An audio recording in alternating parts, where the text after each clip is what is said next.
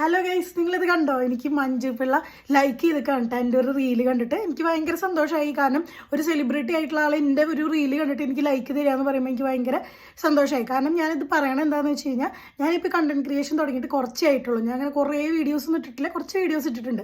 അപ്പോൾ അതിൽ എന്നെ സപ്പോർട്ട് ചെയ്യാനായിട്ട് അധികം ആൾക്കാരൊന്നും ഉണ്ടായിട്ടില്ല.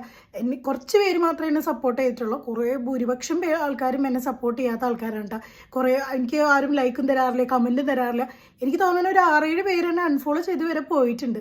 ആ ഒരു സ്ഥാനത്താണ് എൻ്റെ ഒരു റീല് കണ്ടിട്ട് ഒരു സെലിബ്രിറ്റി ആയിട്ടുള്ള ചേച്ചി എനിക്കൊരു ലൈക്ക് തരുമെന്ന് പറയുമ്പോൾ എന്നെ സംബന്ധിച്ചിടത്തോളം വലിയ കാര്യമാണ്. കാരണം എന്നെ ഒട്ടും അറിയില്ല, ഞാൻ എവിടെയോ ഇരിക്കുന്നു, ആ ഒരാൾക്ക് എൻ്റെ ഒരു റീല് ഇഷ്ടപ്പെട്ടിട്ട് എനിക്ക് ലൈക്ക് തരികയാണ്.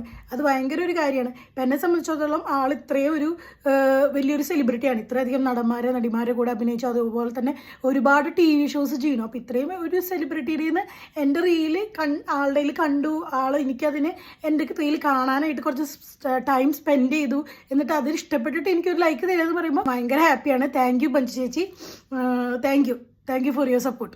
പിന്നെ ചിലപ്പോൾ ചില ആൾക്കാർ പറയും അത് മഞ്ജു ചേച്ചി അറിയാണ്ട് കൈ തട്ടിപ്പോയതായിരിക്കും. എന്താണെങ്കിലും ഇറ്റ്സ് ഓക്കെ, ഫൈൻ, എനിക്ക് ഓക്കെയാണ്. കാരണം കൈ തട്ടിപ്പോയതാണെങ്കിലും അല്ലെങ്കിൽ ഇങ്ങനെ വീഡിയോ കണ്ടിട്ടാണ് ലൈക്ക് തന്നെങ്കിലും എനിക്ക് ഭയങ്കര സന്തോഷം. കാരണം എനിക്ക് ഇതിൽ വലിയൊരു അംഗീകാരം കിട്ടാനില്ല.